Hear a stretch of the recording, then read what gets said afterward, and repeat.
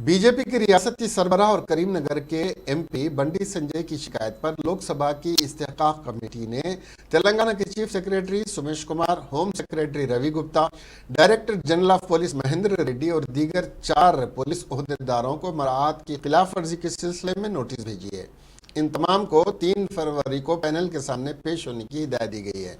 करीमनगर के CP V Satyanarayana, ACP Srinivas Rao, Jagtial DSP Prakash और Karimnagar inspector Lakshmi बाबू को भी इस्तेहकाक कमेटी के नोटिस भेजे गए हैं। इस्तेहकाक कमेटी ने बगैर किसी वजह के करीमनगर पुलिस कमिश्नर के जरिए बंडी संजय पर हमले की तहकीकात शुरू की है। जुमा को बंडी संजय ने लोकसभा की इस्तेहकाक कमेटी के सामने बयान दिया और करीमनगर में उन पर होने वाले हमले की वजाहत की।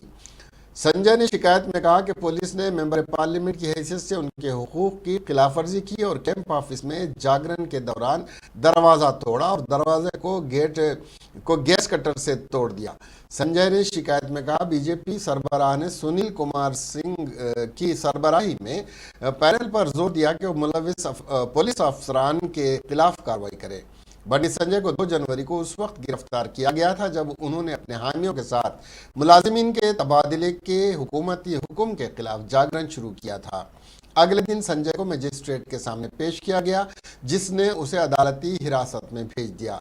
बादशाह तेलंगाना हाई कोर्ट ने बाद में रुकने पार्लियामेंट का रिमांड मुस्तरद करते हुए उनकी रिहाई का हुक्म दिया।